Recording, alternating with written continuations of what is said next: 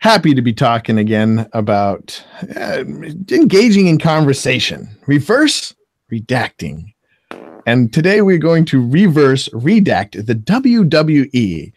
And that stands for worldwide evolution. So we're here. This is the biggest crowd we've had to date. We have two guys back again. We should have gotten Mike in on this one too. But two of our guests are back today to reverse redact. And of course, we got Ford, the surfing violinist. I almost said the furfing violinist. Anyway, so let's get started talking. How's everybody doing tonight? Doing good. Kind of quiet. Like no one wanted to talk over one another. It's like a bad Skype call, man. Everyone's just like, oh, no, you talk. No. Yep. It's like it's starting to remind me of like the when they have the severe weather coverage and they put like every one of their operatives out in the storm somewhere. Well, the severe weather, you guys have been having that out in the east, right? It snowed all day in North Georgia here. Oh it didn't stick, but it snowed all day. For once, we got snow today, and they did not cancel or delay public schools. It was a miracle. Wow. Yeah. And you're in North Carolina. Yes, I am. Not too far from where you were born and raised there, or at least raised. Partly raised there, yeah. Some old stomping grounds. And Ford, how's Florida? We actually had surf the last 2 days, so I got to surf yesterday and today. Nice. That was something. You didn't see any shark alligators, did you? No shark alligators. Good. I'm keeping an eye out for the annihilation. You know, I'm hoping one day it'll happen and I can turn into the next species, series of evolution. Yeah. Oh, well, actually, I'll just be collateral damage though, won't I? You'll be the food. I'll be the food. That's right. Well, okay. So let's get started talking about WWE. I went back and Jared suggested that we watch Wrestling is Not Wrestling. And I think that title's a little misleading. It should be Wrestling is Everything But Wrestling. I think he kind of sums it up that way at the end, which I think is very interesting. That was a great punchline. Yeah, that was good. And so Max Landis, was it Max Landis did this? I went back. I was telling Jared before we got on air, I went back and watched a lot of his videos.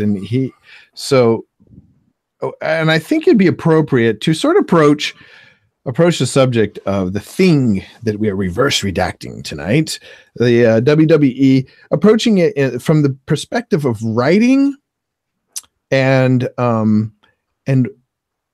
writing and character formation. Right. And so the first place I'd like to, firstly, what is your guys' general experience? Starting with Ford, then going to Jared, and then Steve. What is your guys' general experience?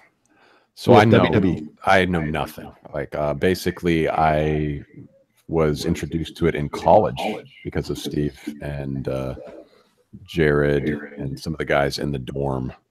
I would notice, when you guys would watch. So there's some feedback. Is that from yours, Judah? Is it? Yeah, I don't know. I mean, I'm hearing myself like a second and a half lag. Yeah, kind of distracting. Yeah, well, let's get rid of that.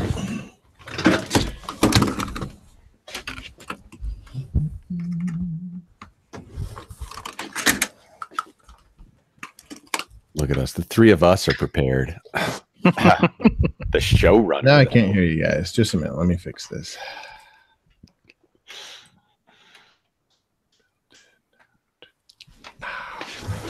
Oh, wait. I can just plug it in to here. Say something. Checkity check. No, that didn't help. Is your feedback there? Yeah, I still have it. Wait.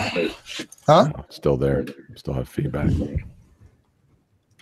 Whoa, feedback. In a world when laughter was king, one man, when your life is no longer your own, That's Stephen. You introduced me to that too, didn't you? The comedian trailer. Yeah. I thought about you the day that that man died. I can't remember what it was. Oh yeah, man, he was great. Don LaFontaine. Wait, Man. no, it actually wasn't Don LaFontaine in that trailer though. I don't think. I can't remember. But some other dude, but it sounds exactly like Don LaFontaine. When your life is no longer your own, when everything you know is wrong. A robot renegade cop.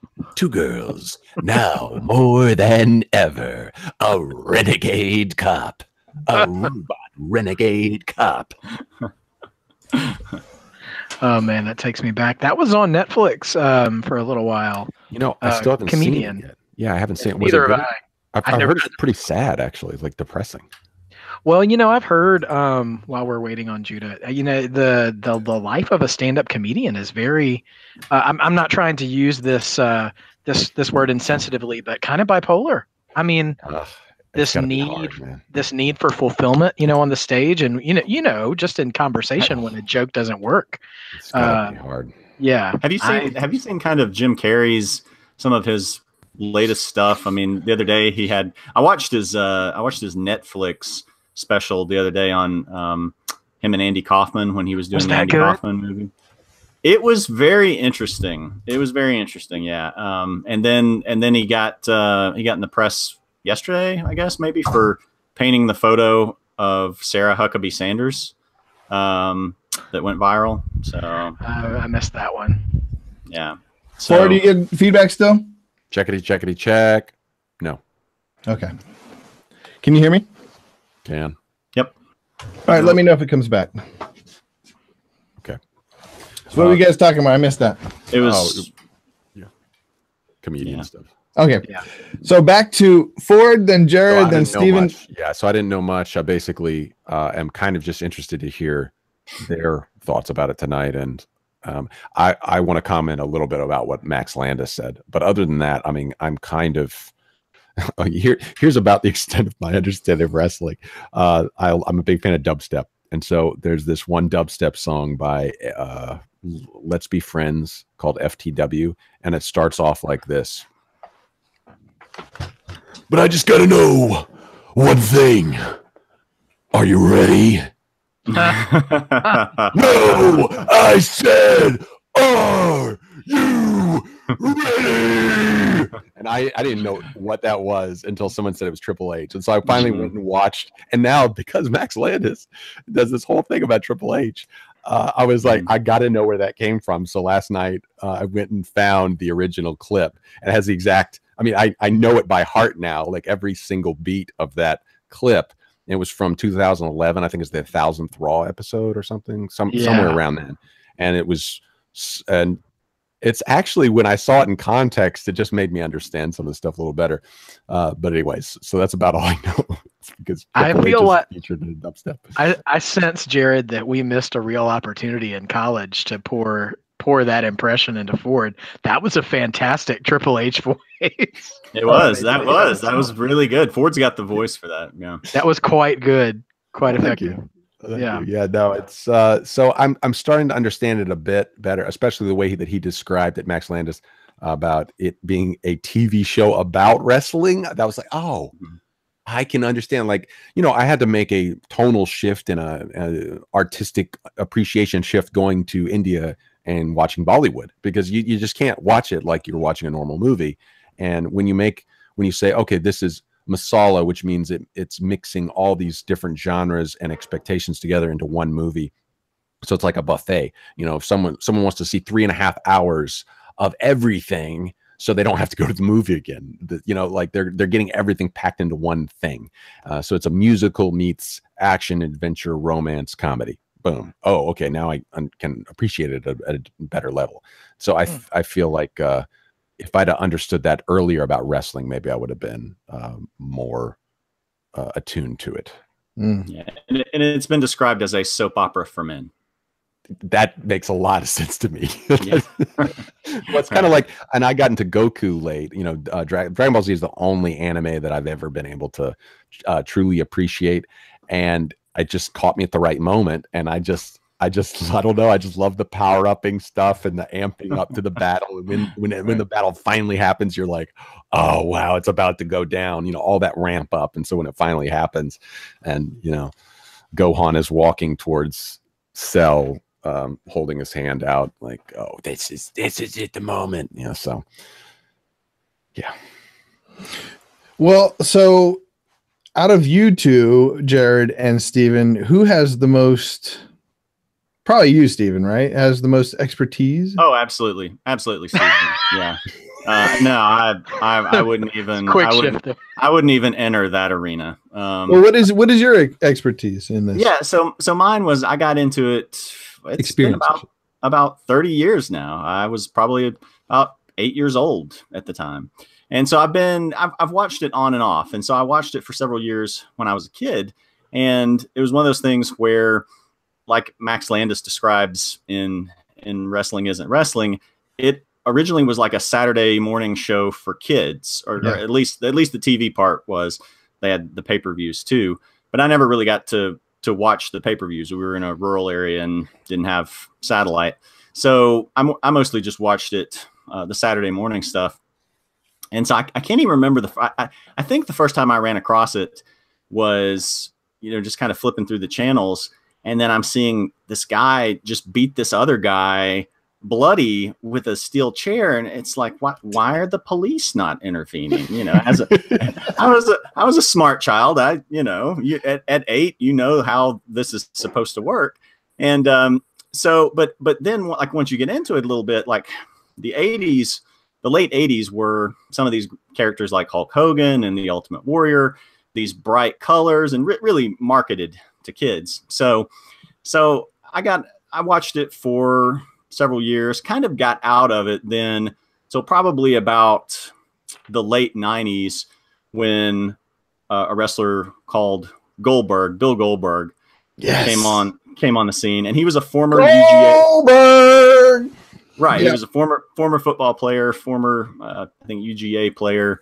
And because WCW, which was one of the two big companies, WCW and WWE, were the big competing companies. And WCW, did WCW always film out of Atlanta, Steven, or was it just sometimes? The era that you are describing, yes, they were housed out of Atlanta. They were originally like a conglomerate of regional territories from the Carolinas, Atlanta, Florida, the Midwest, but then they kind of solidified, actually, because of Vince McMahon. He kind of forced their hand to do that in order to survive when he was expanding his empire. So they ended up in Atlanta, centralized there.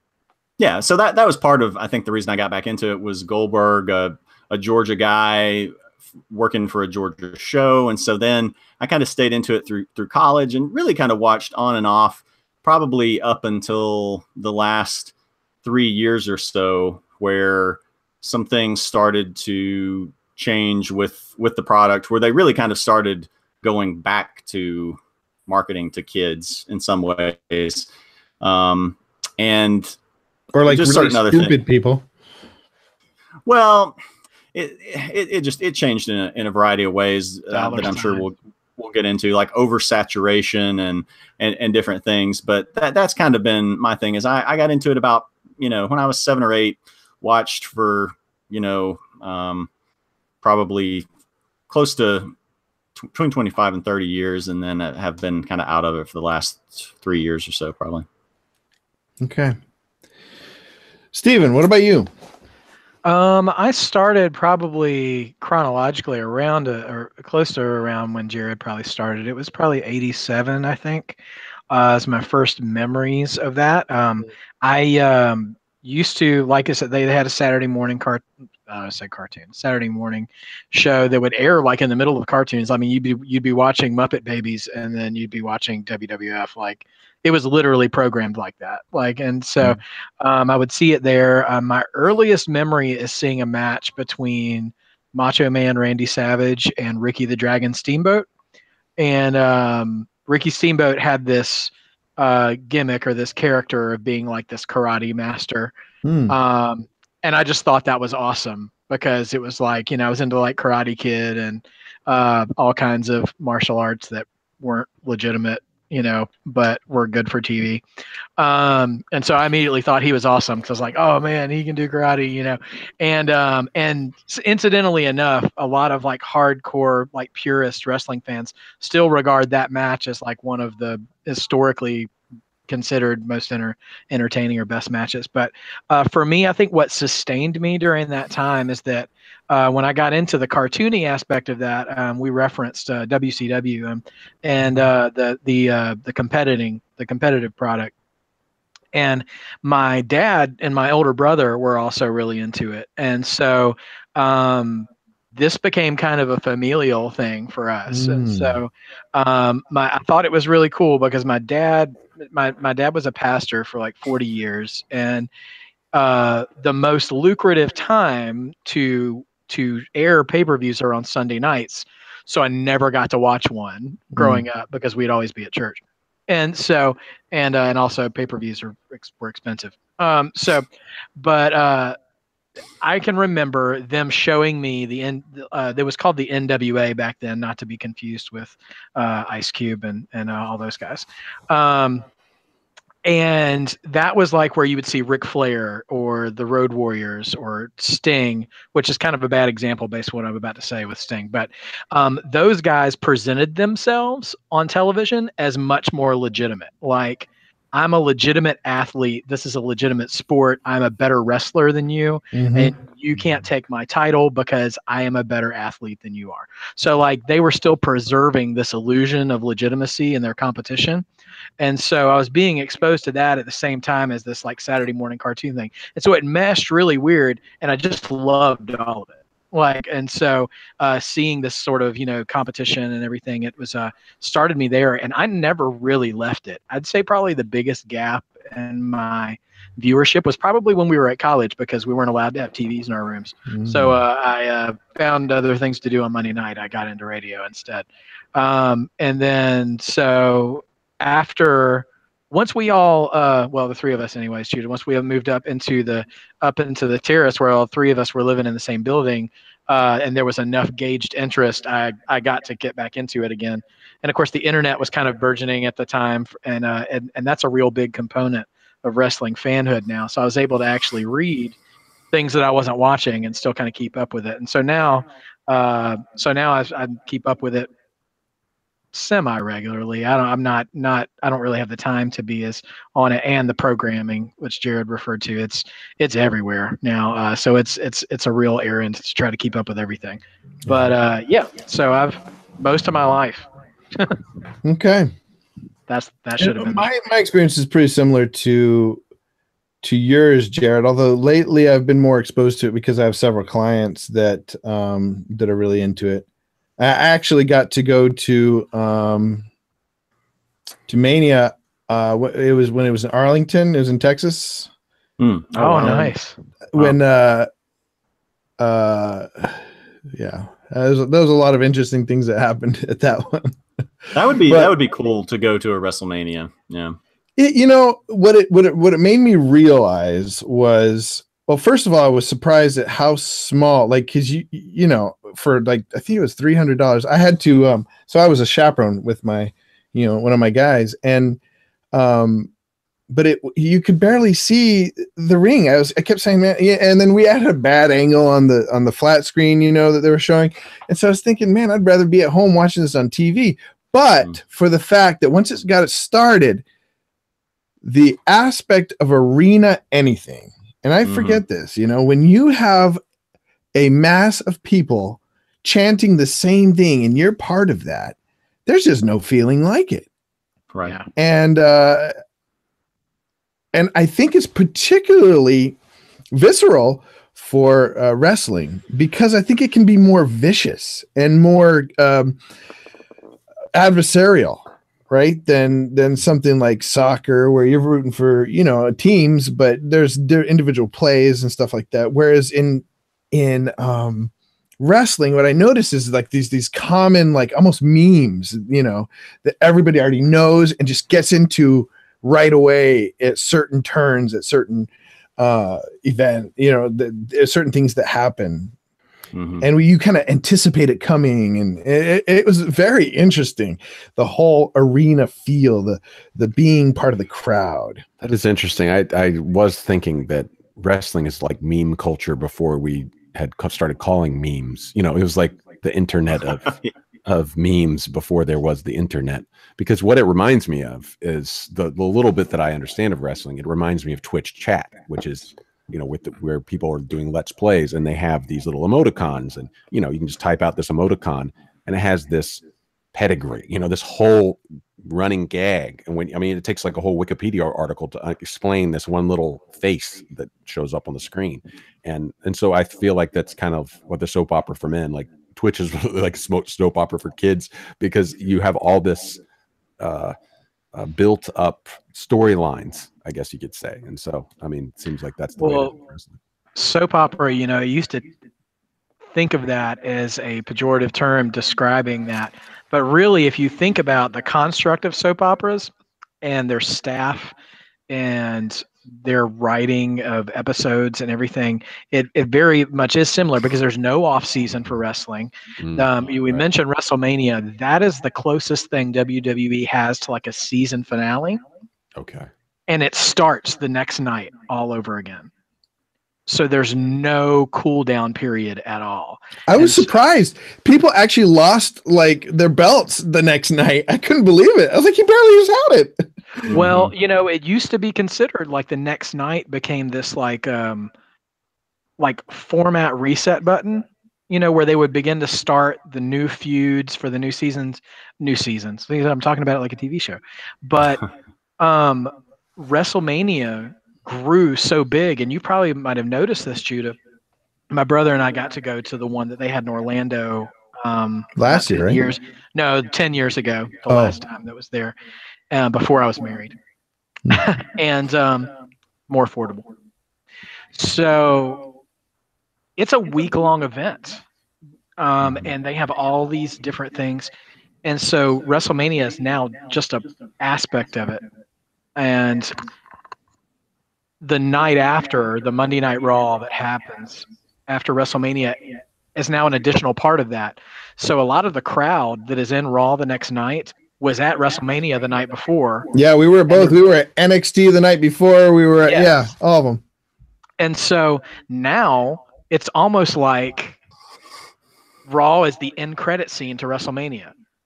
And like what they go into for Raw, like they don't have it planned 2-3 weeks in advance necessarily. They might. But if something happens at WrestleMania, like this guy comes out and they're planning for him to have this huge reaction, and they get the wrong reaction, and it doesn't go over the way they did, they very well could the next day saying we need to course correct all this stuff. And Raw could totally like remedy the thing that happened. And they can rewrite up to like an hour before showtime. Interesting. And so that's interactive medium then. Absolutely it is. And sometimes you will see that they are committed to absolutely, without a doubt, executing the vision of the owners. And then sometimes the crowd swell and the interaction will be so undeniable that they will course correct their entire thing. Wow, interesting. Yeah, it's really interesting. Huh. Okay. Judah, I'm getting a little bit of echo myself. Sorry. I'll try to just deal with it. No. Can you see like when I talk, am I maximizing on screen, or does it? Yeah. Okay. Are you still getting it, Steven? Let's see. No, I don't think so. It's very faint. Yeah, we're good. Yeah, I get a little bit. Well, I'll just mute myself when you guys are talking.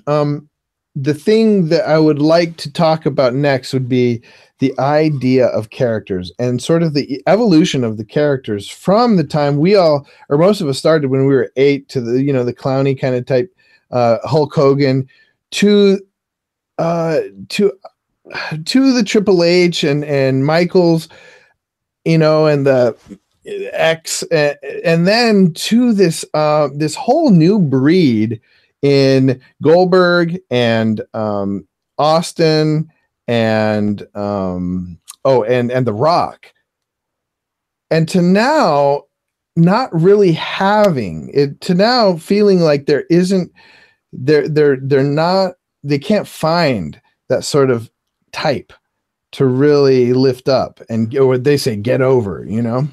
And problems that they're having now. I kind of want to get into the philosophy of that, but I think what people really love about what I think anybody can get into as far as wrestling is watching characters go through adversity, you know, or have to overcome adversity, and rooting for them and watching the ins and outs of their, kind of like Max Landis was talking about, watching the storyline and either rooting against or rooting for.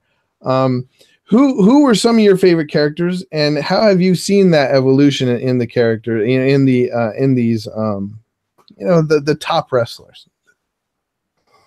I'll go with you, Jared.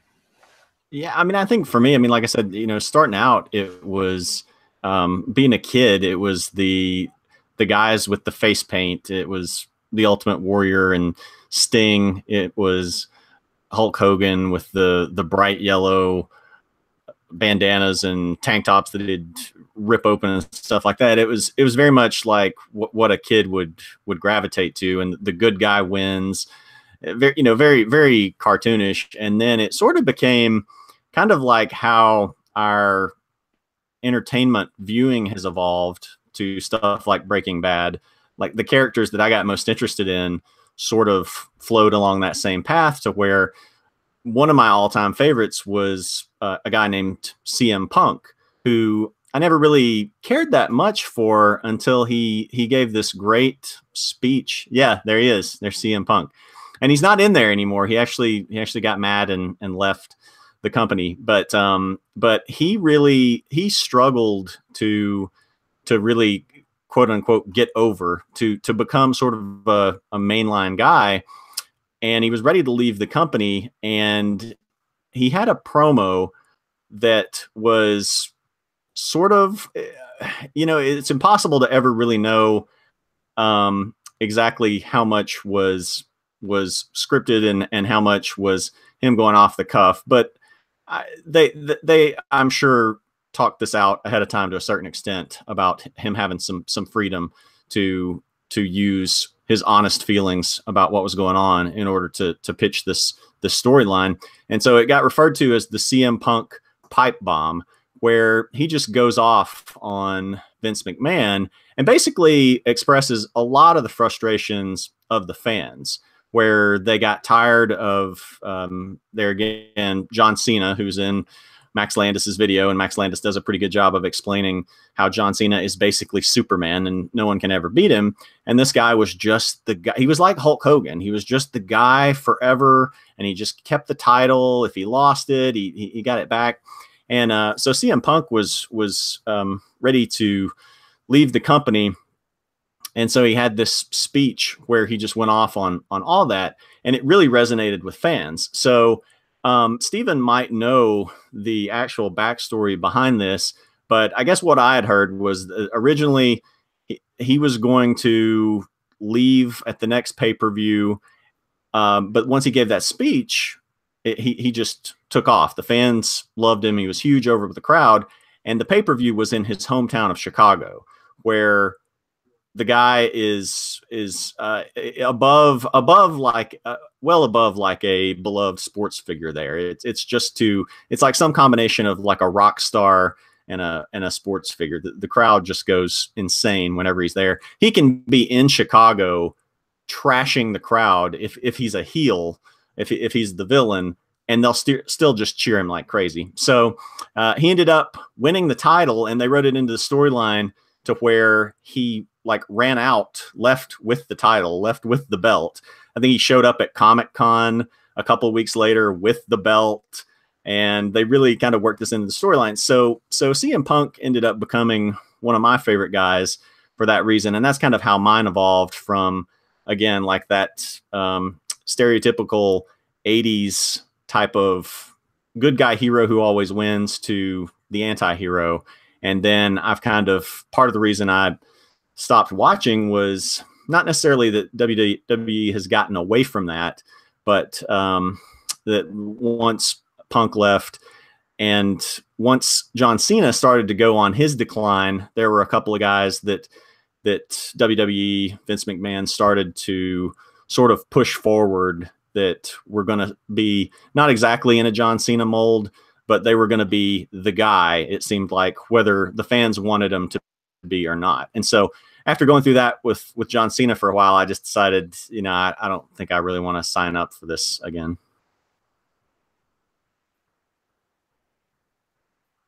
Oh, you're muted. Yeah, you're muted. Steven, would you have anything to say about that? Sort of piggyback on that. Yeah, about the Punk stuff. So my understanding is that this is where I think what nerds like me and people on the internet will refer to the era that wrestling, WWE in particular, has gone through what they call different eras. So like you have like the golden era, the Hulk Hogan and Ultimate Warrior, Andre the Giant era. You had something they called the New Generation, which was like a kind of a ratings decline, but they actually, basically it was when Vince McMahon was on trial for steroids, and so they had smaller guys come up to the top of the card to prove that our guys aren't on steroids. And then after that, you had sort of the rise of Stone Cold Steve Austin, which most people who think back fondly on WWE will consider the Attitude Era and really pine back for. That was a really weird time when we were like just getting out of high school and getting into college. And now I'm skipping one or two eras, but now they kind of call it the reality era. And I would say Punk probably kickstarted that. Because the understanding I have of that account that Jared shared was that his contract with WWE was legitimately coming to an end. Mm-hmm. Like he was prepared to leave the company leading up to that last match in Chicago, which was with John Cena, who I give all the credit in the world to, can soak up booze like. I mean, boo, not booze. I mean, maybe he's a heavy drinker too, but I don't know. But he can soak up the hatred of the crowd with the best of them. I respect him for that much, at least. But so they gave him a microphone, said, air your grievances, and we will cut you off when we're done. That's the story I've heard anyways. And so he did. And it's interesting enough that they cut him off to the point where he was calling out the hypocrisy of the company corporately, because they had an ad campaign, an anti-bullying ad campaign. And he was on the verge of saying, you know, this big anti-bullying campaign we have, let me tell you a story about Vince McMahon. And they cut his mic. And he, so at this point, I'm not 100% sure, because wrestling has always been built on this idea of working the crowd. In other words, you know, pulling this illusion over your eyes to get you to believe that what you're seeing is real. It started out with making everyone believe that this was an actual athletic competition that was happening. Then it has evolved into, well, these guys actually hate each other backstage because you read it on the internet, and now we're going to put them in the ring. So are they going to actually try to sneak a few cheap shots at each other, or is it really just a work and they're just going to put on a big show and they're just trying to get you that much more invested in it? So it's kind of a fascinating turn to it, how they've used the culture as it has evolved in their favor to continue the illusion going in a way. That being said, it's really hard to tell what's real and what's not now, because some of those things are genuinely legitimate. So Punk goes, he re-signed his contract that night before the match started, and they gave him the title. So they kept playing up this idea that he left the company with their title. Then he comes back like a couple of weeks later, claiming he's still the real champion and all this other stuff. And then they play it up like a story. And then like a year or two later, the way that they executed that story upon his return was so dissatisfactory to him, and how they weren't serving his opportunities to have feuds with other people in a marketable fashion, left such a bad taste in his mouth, and just the physical aspect of doing this job takes such a toll on your body. He was just burnt out and he just hated it, and so he left. There's a really fascinating, it's a long podcast, it's like 2 hours, but he did with one of his best friends who was an independent wrestler named Colt Cabana, that he did. You can find that on YouTube. But he tells his whole story about that, and it's really interesting to hear it. So anyway, yeah, that's my understanding of the Punk situation, at least. Did we have another question before we got into that? I feel like I'm losing. Yeah, it was about who your favorite guys were. Gotcha. So, yeah, as a kid, I had alluded to Ricky the Dragon Steamboat. I think even now I find as I watch NXT, I don't, Judah, I don't know if you actually still follow NXT or not, or anything like that. A little bit. Well, I don't know if you're aware of Johnny Gargano. Okay, never mind. It's fine. Anyway, I find that even now I'm drawn to the underdog characters, the smaller guys who can create like a legitimate visual underdog. Like John Cena, they can try to present him like an underdog, but he's got muscles coming out of his earlobes. I mean, like he's not a physically believable underdog. And then you have these guys who do such a good job of making you discount them before the match starts, and they're so good at what they do in the ring. They can tell that story physically and overcome, and it just sucks you in, and it's like watching any David and Goliath story, play out before you. And so I've always been drawn to those guys, and it's funny that that Jared would bring up Punk, because what really sucked me back in was really kind of his storyline successor, Daniel Bryan. And it's so funny that Punk would be the conversation piece here, because it was all of his misgivings and airing of grievances and all these things that really that was coinciding with the fact that the crowd at various points, not only were they chanting for CM Punk in his absence, were verbally and viscerally rejecting every attempt at WWE to try to position a new top guy. Like, they clearly wanted it to be Daniel Bryan and nobody else, because he had connected with everybody on such a genuine level as a performer. And he's referenced very briefly at the end of that Max Landis video, the weird hippie vegan guy. But he's just so genuine. He kind of reminds me, this is going to, for you guys, it's probably gonna make you laugh considering it's such a Steven thing to say. He's like the John Foreman of Switchfoot of WWE guys. Like he's just such a genuine person, and you can't help but love what he does, even if he's not really your style.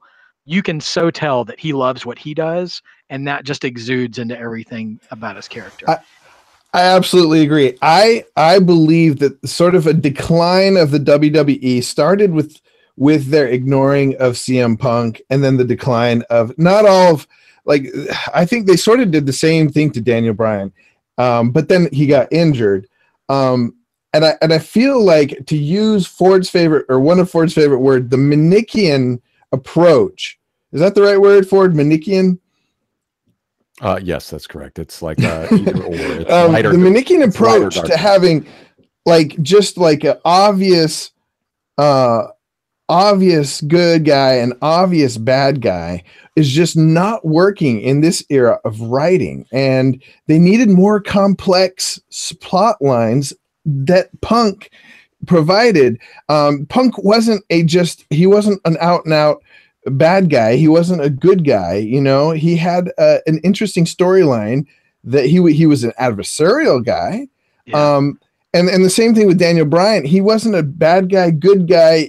I mean, he was more of a good guy, but in the same way that Punk wasn't a bad guy, he was a complex character, and not because he was like a particularly intelligent guy, but because, like you said, he was relatable, and because his storyline, the kind of person he was. I think the beard and sort of quirky, and people were looking for something new. And instead they got it feels like WWE as a corporation got behind people like Cena and and Roman Reigns, and Reigns these kind of like, what's that? Let's say here's your problem is that at some point, good product and corporate interest have to align. Mm-hmm. And I'm assuming I'm speaking from the company's perspective, and John Cena is as company guy as you can get. And I don't mean that as a criticism of him. The company needs people like that if they're going to be taken even remotely seriously in the real world.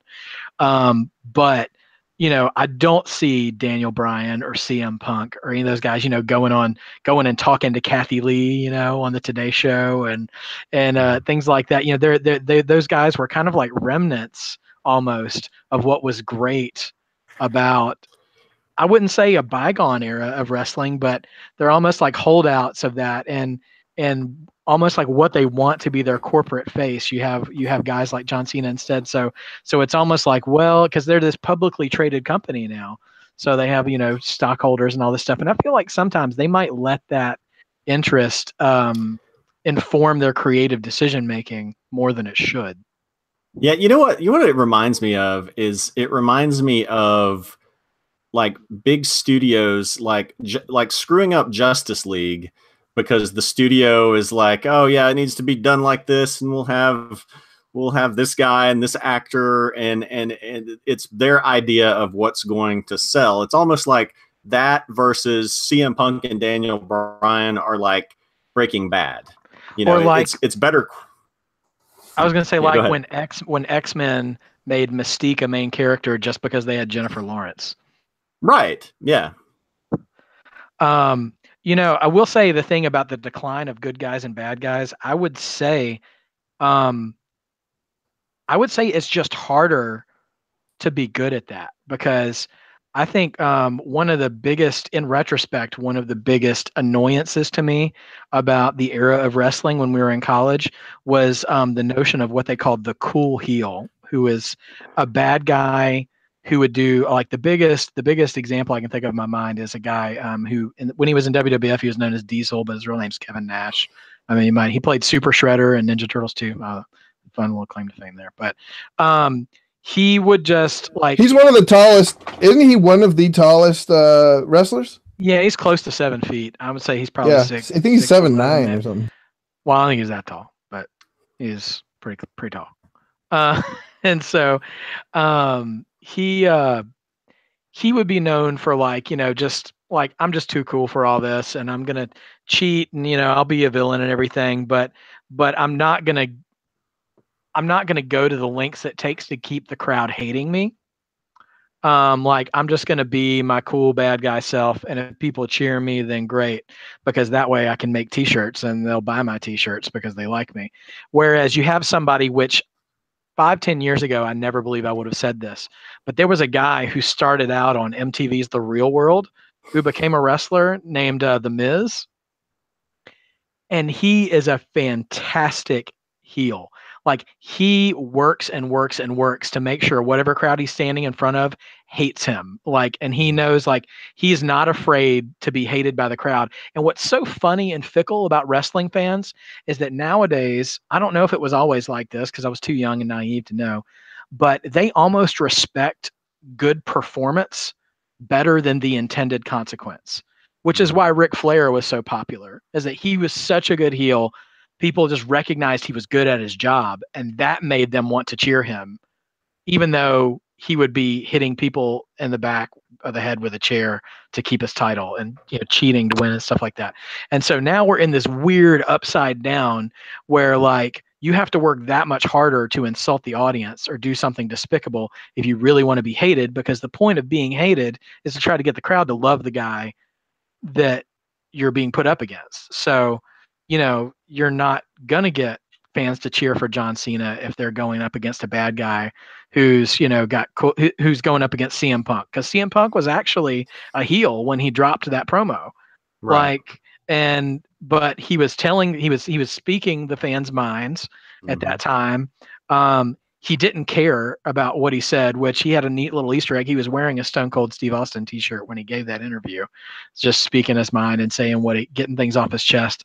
And so, like, the crowd was cheering along, and he was mocking them when he was giving the speech. Like, he even had a part in his speech where he's like, all of you are the reason why I'm doing this right now. You're the ones who are going to come up to me at 5 a.m. in the airport asking for an autograph so you can sell it on eBay.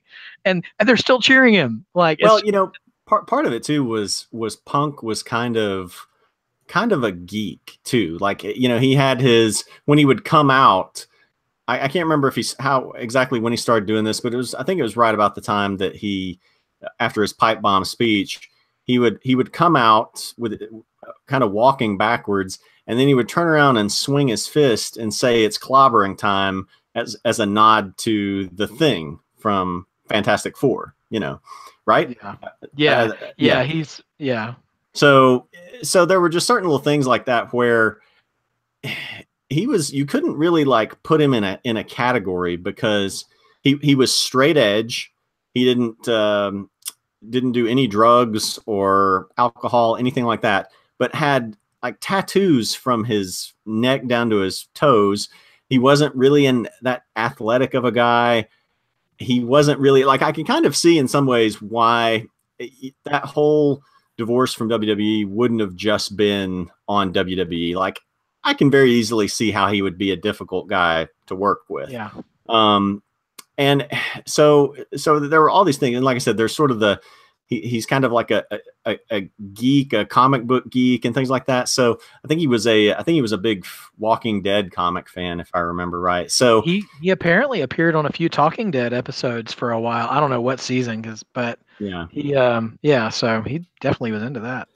Well, I think what it comes down to for me and Ford, we've had a discussion before. We talked about the Joker, and I think the Joker is one of the best all-time anti-heroes ever, written in the modern age. And I think in the same way that Punk and a lot of these guys that didn't get the time they needed were amazing anti-heroes. And I just don't think Hollywood and I lump WWE management in with Hollywood, kind of like you were talking about with Justice League.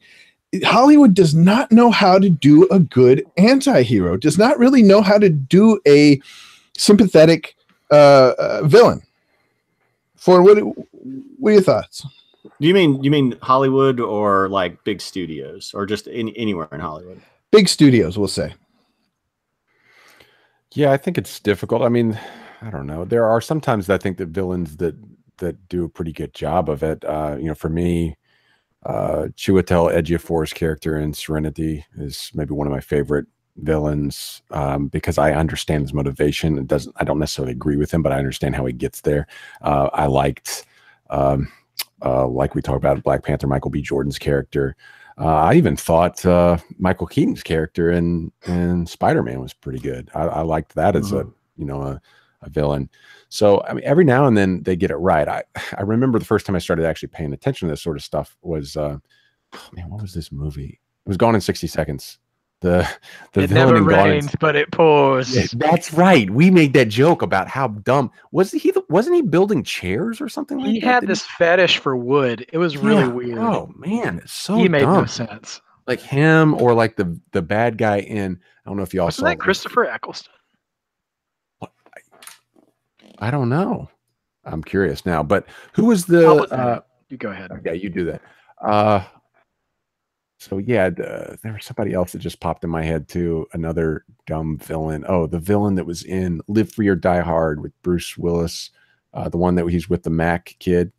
The hacker or something. The hacker, yeah. Kevin Smith makes a cameo. Like the villain in that movie, it's just like, I don't know. They're just, you're right. Like there is this kind of, it's almost just like they have to fill a spot, right? You have to have a person that's going to, it's just like filmmaking Mad Libs. So Christopher Eccleston confirmed. Okay, and who was he again? What he was a Doctor Who. Yeah. No way. Yeah. He was like the first Doctor Who kind of the reboot. And then he was actually in The Leftovers too. I don't know if any of you guys saw The Leftovers, but he was he's pretty much the Doctor Who everybody hates, I think. Was it because he kept building coffins and stuff? But he actually has hair. That's it. He has hair. That's what makes him not look like Christopher. Well, you know, Ford, you raise an interesting point. And I think the most effective wrestling villains are ones that you can follow a line of logic to where they truly believe in the decisions that they're making are actually maybe morally righteous and true. We were talking about WrestleManias earlier. The WrestleMania I got to go to, 24 in Orlando, was the beginning of this the unofficial beginning of this long story. It's where Ric Flair formerly had his in-ring retirement, and he lost to Shawn Michaels, one of the guys referenced in Max Landis's video. So they had this grand going away party for him the next night on Raw, and all wrestlers that had some form of storyline connection to him, whether in the 70s, 80s, the current product, all came in and like hugged him, shook his hand and everything. And they were already planting seeds that Batista, Drax from Guardians of the Galaxy, was a modern contemporary of Flair's at that point.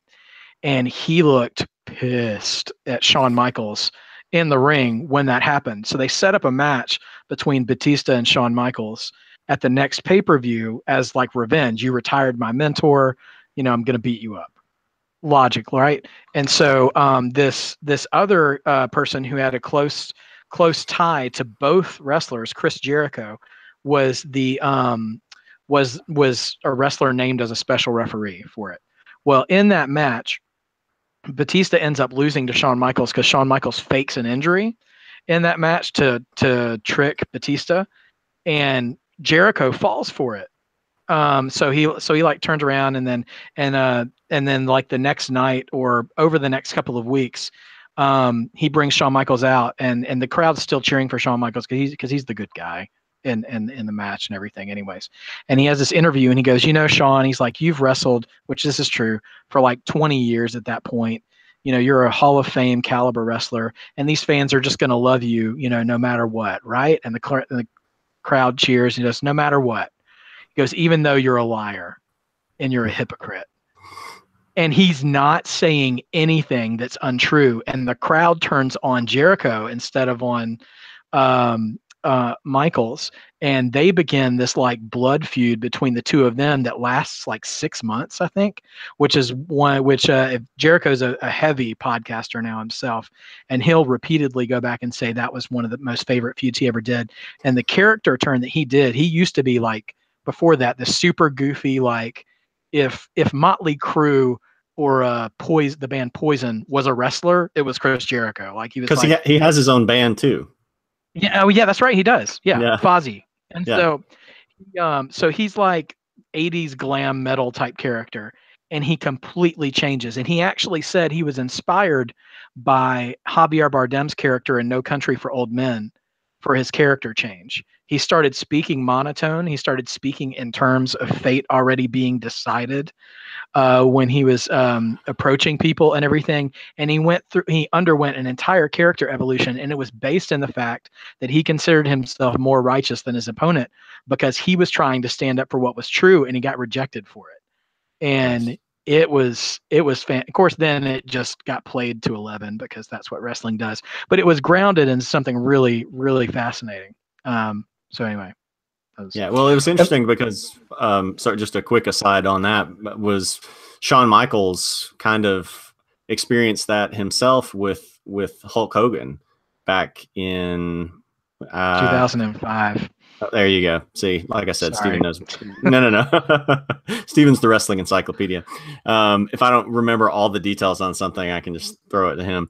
But yeah, you know, I mean, he experienced that same thing because Shawn Michaels was really the more real, more righteous guy than Hulk Hogan, who we've learned a lot about Hulk Hogan over the last several years, from outside of wrestling stuff. But even then, like, you know, we really kind of started to figure out, you know, I think a lot of people had that sort of moment with Hulk Hogan where they decided like, man, that was really, in hindsight, like that was really boring to watch this guy just win over and over the same storyline every time. And so Shawn Michaels had an agreement with him. I think, did we lose Steven? Or did I? Did I freeze up or did Steven? No, you guys are moving. Steven's frozen on mine. Oh yeah, I think we lost him for a bit. He'll come back. So anyway, but Shawn Michaels went through that where he had agreed to a match with Hulk Hogan, but like all the stipulations were that Hulk Hogan was going, to win. Shawn Michaels had to be the villain. And then, so people like actually tried to talk Shawn Michaels out of doing this because they had worked with Hulk Hogan before and they knew how this was going to go. And then Hulk Hogan offered him like a rematch, but then Hulk Hogan like also was going to win the rematch. So there really is sort of this thing. It's almost like, I don't know. It's in some ways it's almost kind of like a mix of how our nostalgia influences how we see things. Oh, interesting. We remember it being better than what it is, and almost like mixing that with politics or something, where you can see someone like do all these terrible things and they're just a bad guy, but it's like, that's my guy, so. Right. Well, and hearing you guys talk about this, I mean, I don't really have the lingo to kind of keep up with it, but what it makes me think of is Star Wars. I mean, it's just this saga sort of thing where it kind of continues under its own steam, and it doesn't matter how bad it gets, it's going to continue going because people have a need for it. And Landis talks about that, about how we're addicted to story, and we're addicted to characters, and we're addicted to conflict and drama. In India, and this is true, I think, in Latin America, they have these soaps, and they're basically nighttime soaps. I mean, when Americans were watching, when Americans watch the sitcoms at night, typically in India they're watching these soaps. Sometimes they have, you could loosely call them sitcoms, but they're all very soapy, serialized, one every night of the week, and so their production value is lower, and they're very over the top. If it's a comedy, it's having sound effects every couple seconds to kind of telegraph, what you're supposed to be thinking. Part of this is because of the language barriers in India, and that's why things are a little more melodramatic, is to cover some of those gaps in literal meaning, so it can communicate, more obviously. But I think that is, wherever you are on earth, you do have some kind of low bar to entry melodrama, and so, yeah. Well, one quick thing I was going to say was it's interesting understanding now what I understand about story and film and things like that, and the structure of story, like going back and thinking about how Hulk Hogan is such a great example of the structure of, say, a TV show or film. And of course I could go through the other points too, but the main point would be, during Hulk Hogan's career, there was probably no better example of the all is lost moment than what would happen to him, because he would always get hit with the opponent's finishing move, which in wrestling, like the opponent's finishing move, it used to mean something. Yeah, not so much anymore. But at one time, like when they hit you with one finisher, that was it. And every wrestler had like a signature finishing move that was supposed to be like more powerful than the other moves, and that was gonna be the one that knocked you down and out for a 3 count. It was like their ultimate. It was like their ultimate in League of Legends. Yeah, right. And so every like Hulk Hogan match, he would get hit with the opponent's finishing move, and they would get like 1, 2, almost a 3 count, and then he would kick out and then have this big climactic comeback. And so just like understanding now, he would Hulk up. And so understanding now, like what I do about story and film and things like that, it's interesting to see how those matches just really followed that narrative structure. Well, I think that brings me to what I was going to talk about lastly, is the idea of when in the writing for these things, is it possible that people are more in tune with these ideas of and are hungrier for something, for something more than getting the hero over? And so is it possible that what WWE could do to get more fans and to appease the fans that are sort of complaining about this, is focus less on getting a person over, getting having a main character, and focusing more on a main theme and getting a theme over.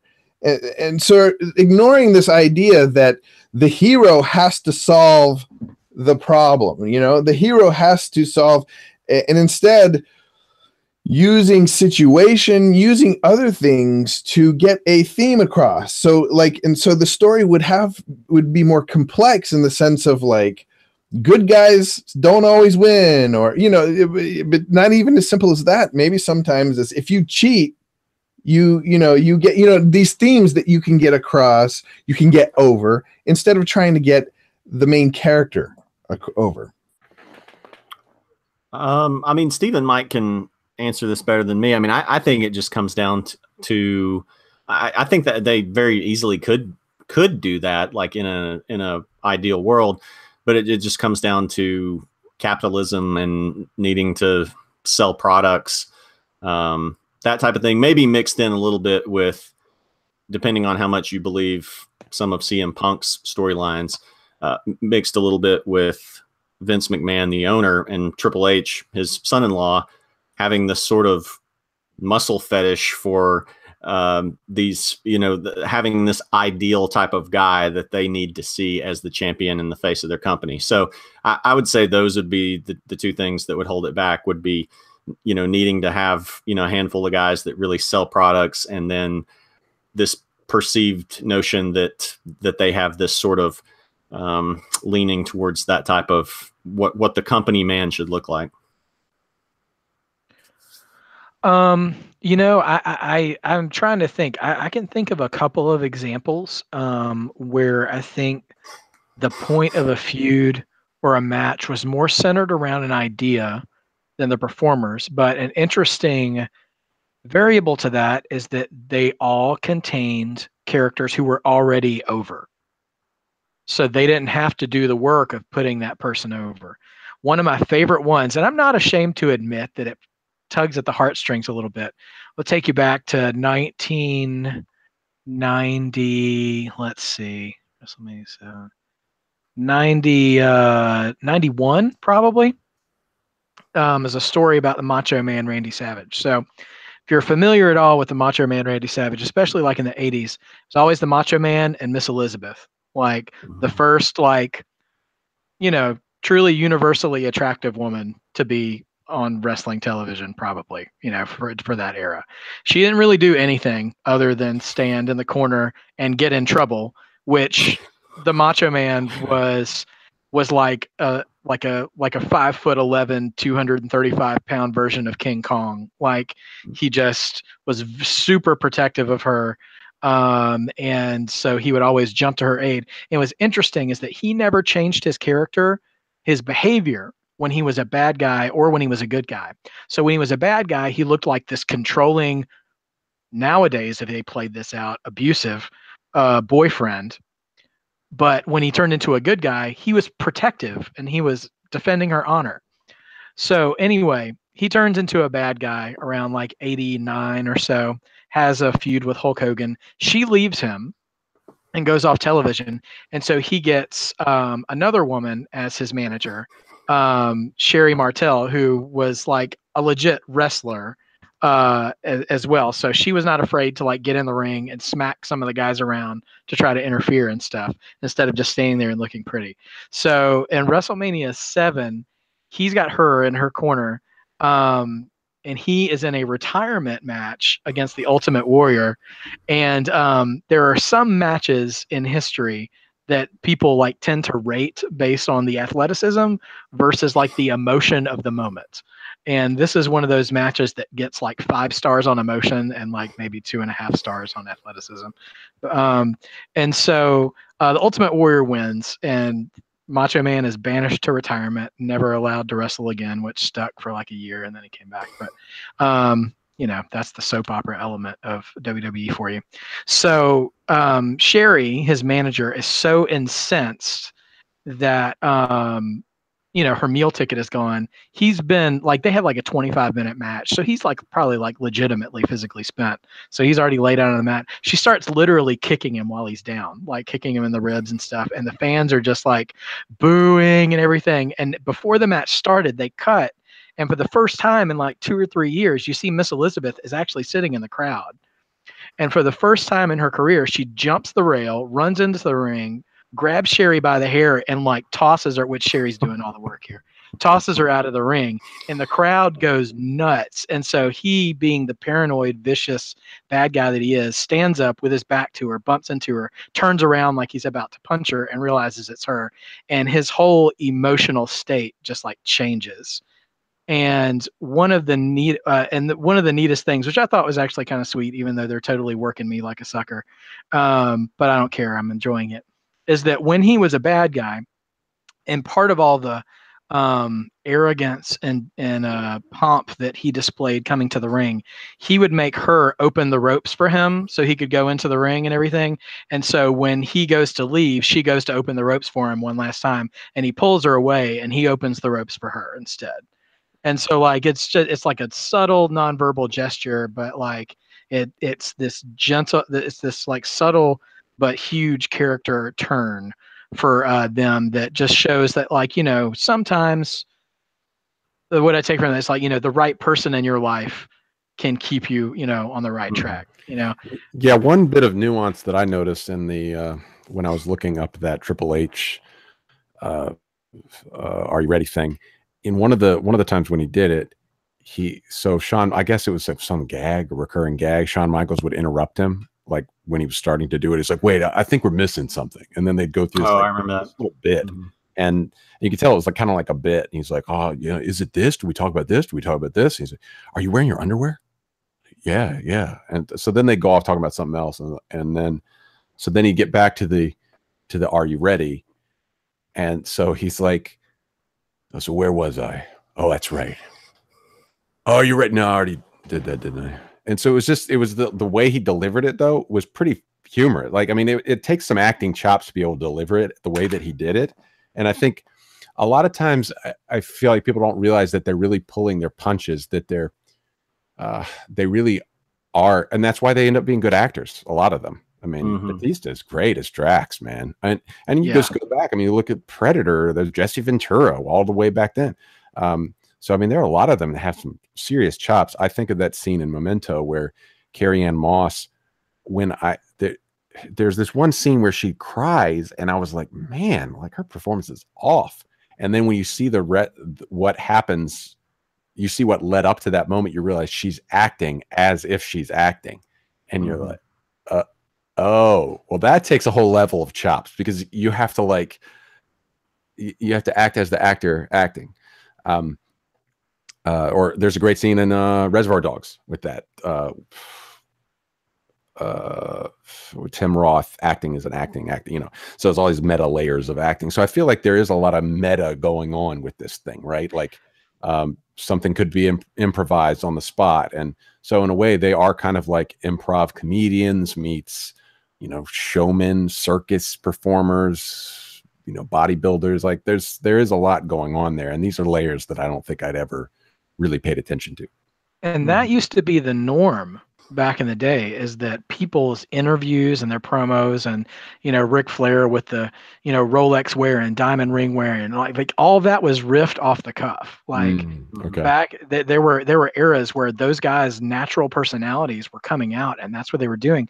But now they have an era where they have a team of writers, and that's one of the that is one of the big hangups a lot of fans, at least on the internet, because that's where most of the fans of wrestling fans that I interact with are, have with the product, is that there are people who have legitimate talent who are being whose legitimate talent is being suppressed because they're being tasked with executing the vision of people who don't have that real experience. And so now they're like building talent from scratch who haven't even had that exposure to having to go out there and do an interview in front of a hostile crowd with no net and with no script.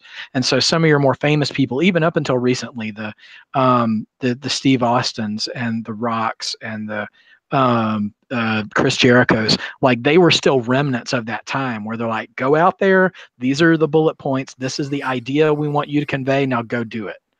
Mm-hmm. Instead of now they have like pages of scripts to go. And so everyone, you watch it long enough, you can tell who's reading lines that are given to them and who's really saying what they're feeling, which again is why I think Daniel Bryan and CM Punk were both so well connected, because they were saying what they were feeling. I mean, maybe they strayed a little from what was being told to them, but you could really experience the genuine emotion and what they had versus people who are coming out and they're just manufactured, Yeah. Well, and part of the reason, kind of getting into part of the reasons that Punk left, and then part of the reasons that I stopped watching was around the time that he left, he wanted to headline WrestleMania. That had always been one of his dreams. And Batista had been away doing the acting thing. By the way, where I saw that Batista was going to be a really great actor was actually in Riddick, like the Riddick reboot, where it's not a great movie, but Batista plays a really good character and actually does a great job of acting. Just a side note. But so anyway, they were going to bring Batista back because suddenly he had gone off and been a Hollywood actor, and he was going to wrestle, I think, Randy Orton, wasn't it, yeah. Stephen, for the title for WrestleMania. So CM Punk was going to get passed over, even though he had been there, every night, had become successful and popular. Daniel Bryan was going to get passed over, and Punk ended up leaving, but they ended up kind of rewriting this to where, and they were going to have him wrestle Triple H that night, actually. Yeah, right. And then they ended up rewriting it to where, because of the fan backlash, so that Daniel Bryan won the title. But so that was part of the reason. And then there's just been a mix of stuff where that's kind of continued now, where Brock Lesnar is typically now the champion, and he shows up for an occasional Monday Night Raw. He shows up for the pay-per-views, but he's a part-time champion. And so it would be like, for me, if they let the Patriots play 4 regular season games and then show up for the AFC title game and the Super Bowl, like, I'd probably lose interest in the NFL too. But Stephen made a good point when I was saying that even though, that's a problem for me, like oversaturation is a problem too, to where they went from having 4 pay-per-views a year. It was the Royal Rumble, WrestleMania, Survivor Series, and SummerSlam, to a monthly pay-per-view. Just milking every dime they can get out of this. So it just loses all meaning. And then on top of that, which this happened, back really kind of, I guess, in the early 2000s or so, whenever the companies merged, part of what really got me back interested again in the late 90s was what was called the Monday Night Wars, where you had WCW and you had WWF. I can't remember if it was WWE at the time. But you had those two competing. And so that they were kind of neck and neck for a while. And WCW was even beating WWE for a long time. And so you had competition. But eventually WCW faded away from a lot of bad managerial decisions. Now WWE has no real competition. So it's just like anything else in the marketplace. If there's no competition, they have no incentive to put on a good product for you. They can just put on 3 hours of garbage and people are still going to watch it because it's the only game in town, more or less. And what they've done with that is they've kept all of the competitive decisions that were made to keep them neck and neck with WCW during that time, which one of the biggest things, like there were I would say there were probably 4 main decisions that happened during the Monday Night Wars. It was from like 1995 to 2001. And first is that WCW, when they became competition for WWE, Raw was actually was taped 2 weeks in advance. So WCW, owned by Ted Turner, actually at the time, tasked with their executives, like, how do we be competitive? And he's like, well, they're taped, so let's go live. So they go live and they give away the taped results of the other show. And they're like, you don't want to watch them. This is what happens on their show. Now just stay with us. So they forced WWF to go live in response. So that doesn't happen. Then WCW starts putting on pay-per-view quality matches on free TV so people will watch them, which WWF does. And they still do that to this day, which I think is another problem. And then they were both 2-hour shows. And then WCW goes to 3 hours, Raw matches 3 hours eventually to match that. So then WCW goes out of business. Now we're left with a 3-hour show with pay-per-view quality matches every week. So then it's kind of like Syndrome says in The Incredibles, like when everybody's special, then no one will be. And like so they have an incredibly embarrassment of riches when it comes to talent nowadays, actually. But it's been so overexposed. There's very few like fresh like match combinations or feud ideas or things that seem to really be available anymore because they've exhausted them all. And then, you know, it loses, it's this like diminishing returns. And there's no incentive for them to be putting their best foot forward, because one of the things back in the day as well that would force them to be so cutting edge is the threat of their own talent leaving the company to go to the competition. Well, now they have a monopoly on everything. So it's like, who cares if we want John Cena to be in every segment? You don't have anywhere else to go. So you're going to stay in the back and eat catering because we don't have any plans for you tonight. And the other thing too, though, you were talking about like them putting on, you know, pay-per-view quality matches each week. But what I would add on to that, though, is like there's almost no stakes for it, though, because unless they've changed this within the last few years that I haven't been watching, they stopped having titles change hands. More or less. Yeah.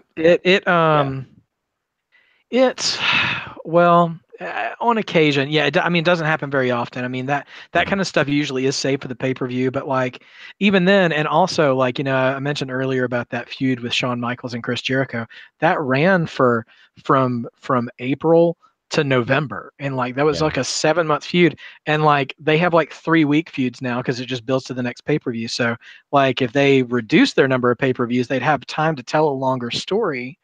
And like, you know, I think we can all agree when something is done well, I think a good television series can explore character better than a good movie can, because you have more time to do something with.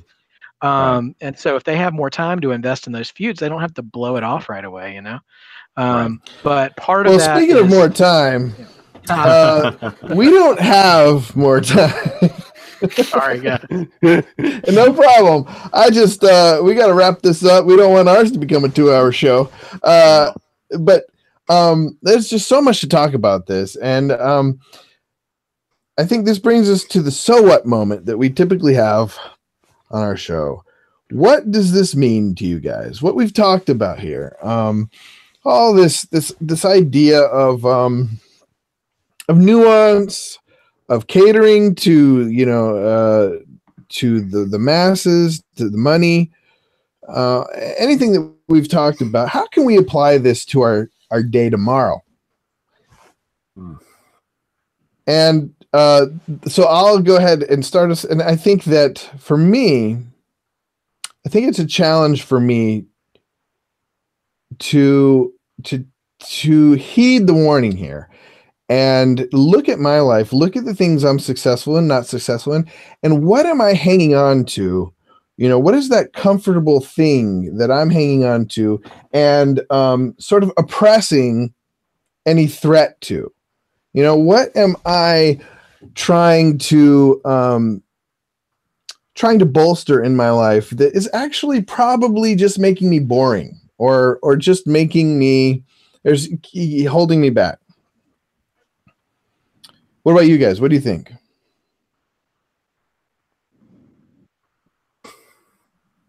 Crickets. Black Panther was easier. Sorry. Yeah, I'm trying to mull. I'm mulling this one over. Maybe Ford, do you have any ideas? Sure. So what Max Landis says at the end, he says, let me see if I can kind of quote exactly what he says here. He says, humans crave melodrama. They crave fiction. And he talks about, you know, that, I don't know. And I guess I kind of disagree with it's just kind of like a shrug. Well, this is just who we are. It's just what we do. It's like, yeah, I think just because something exists at a status quo doesn't necessarily mean it has to always be like that. And you know, this sort of storytelling style has existed before technology made it exist. You know, we've had things, vaudevilles and all sorts of, you know, local plays that were, I mean, in Game of Thrones, they kind of mention that sort of thing with these plays, very over the top versions of them, which are kind of great, actually. And so people want to laugh, people want to, especially, and sometimes like when life gets hard, you almost need it to be even more crazy, right? Like, and so whether I see Bollywood or soap opera or wrestling or Naruto, it's like, I mean, geez, some of these animes, they're in their like 800th episode or something like that. And, you know, I mean, how much is that filler space time, you know? Or Star Wars. I mean, think about Star Wars fandom, comic books. That's one of the things Max Landis says is like wrestling is comic books. And I mean, the comic book thing, you want to talk about, I mean, man, it would be interesting to see like who spends more money, you know, when all is said and done. People, wrestling fans or comic book fans or anime, you know, or manga readers. Like it would be interesting to do like a cost analysis to see who spends the most money. There's a guy I was playing with on League of Legends. We're starting to do this Saturday scrim thing where we're helping each other out with our team play.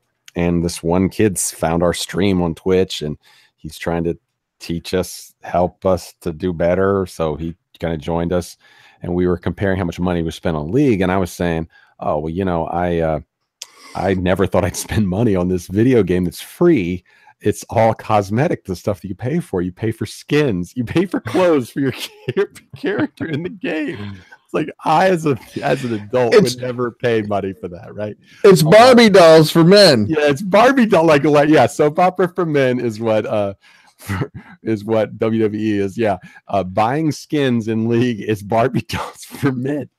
And I have spent probably over $150 on this video game, or maybe 200, and of course, last 4 years or so. Well, this kid, he's like, guys, I'm really embarrassed to say how much I spent. I was like, how much? He's like 5,000 Canadian dollars. So it would be like 3,800 or 4,200 US dollars. Oh my goodness! I was like, they must be making billions of dollars a year. This is insane.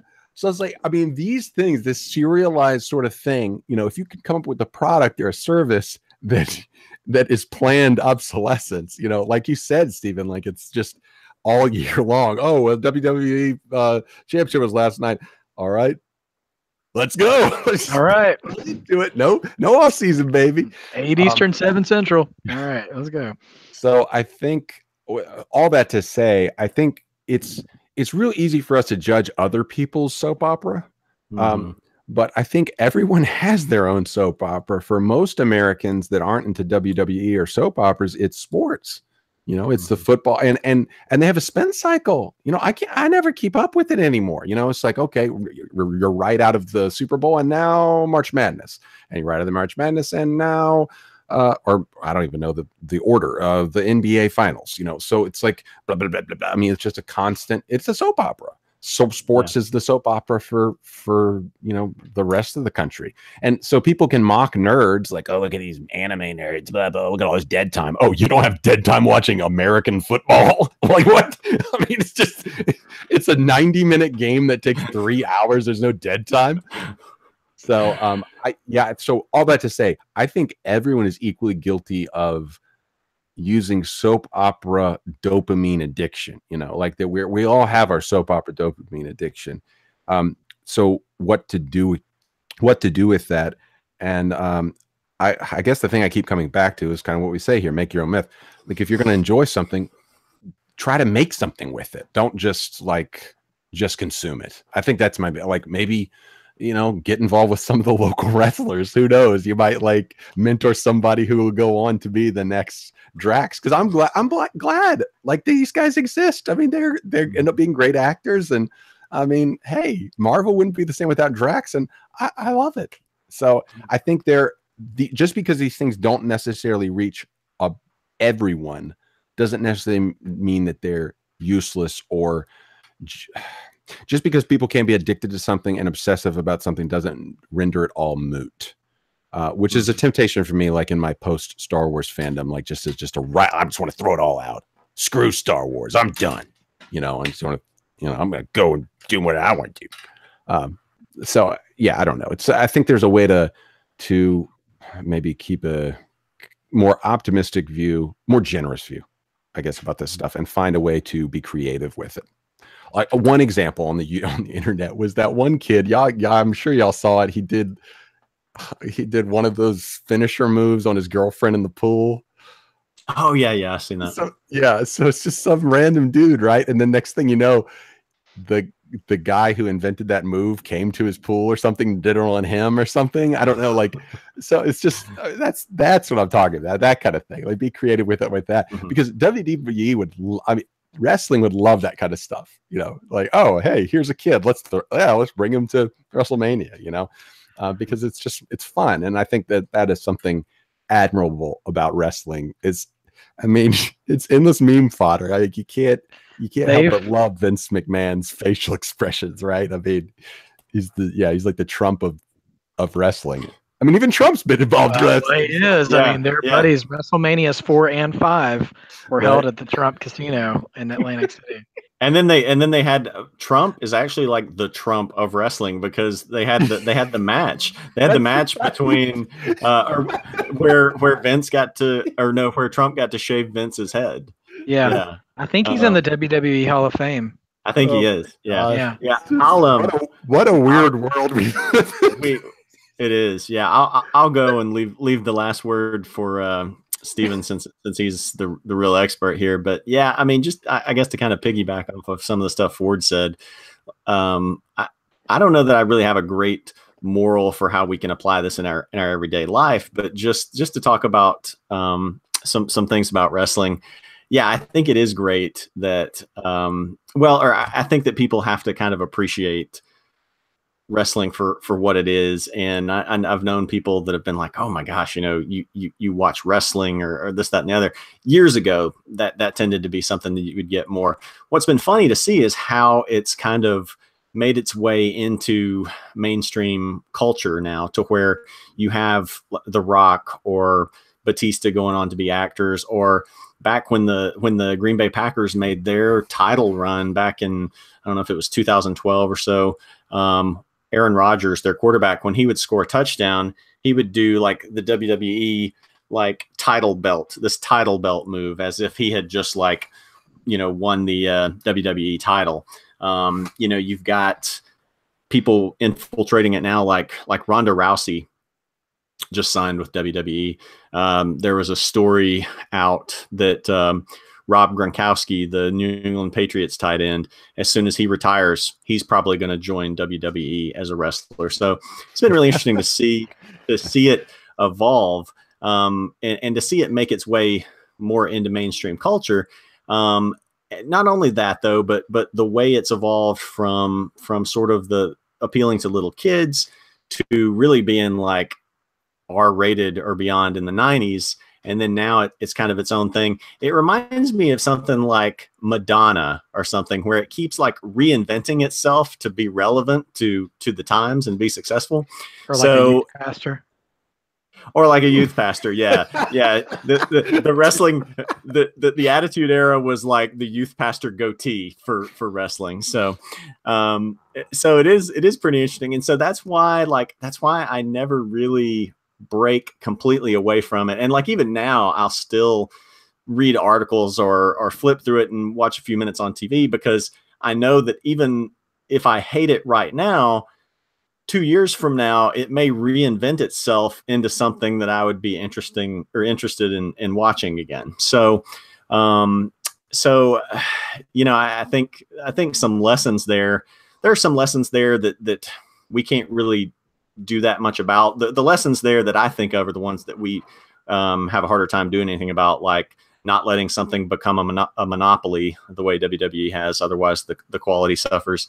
You know, just certain things like that. But yeah, it's like I said, something that I still keep up with, and I hope it kind of reinvents itself into something that I would be interested in watching again. X number of years. Steven? Yeah. Oh, so I guess that's my turn. Yeah, I've been trying to debate on how to do this. Is as tickled as I am to be the wrestling encyclopedia, I feel like there's almost too much information for me to really try to narrow down at this point to go in. And so I'm going to pull something really recently. Just last night, one of the wrestlers we've been talking about, Daniel Bryan, he was forced into retirement 2 years ago because he had legitimate multiple concussions that were forced him into retirement, basically. And part of CM Punk's departure was the lack of the medical negligence of the company, and so he fought and fought and fought to get cleared to be returned to active competition, and they wouldn't let him come back. Well, they broke news yesterday, just before their show went live, that they had finally had their doctors clear him to active competition. So he opened the show and gave an incredibly heartfelt, genuine, real, non-scripted speech about his gratitude for all of the attempts all of the experiences he was graced to have prior to his retirement, and just how grateful he was for his wife, who's also a wrestler for WWE that he met while he was there, who would not let up on him to keep trying to keep his dream alive, basically. And this is a pithy little trite saying, but he's such a genuine guy. I'll give him a pass. He said the phrase, if you fight for your dreams will start fighting for you. And I don't, I could pick apart that phrase, but I think just thinking about what I respect so much about the people who do in-ring work, in WWE and all its, parallel companies and stuff.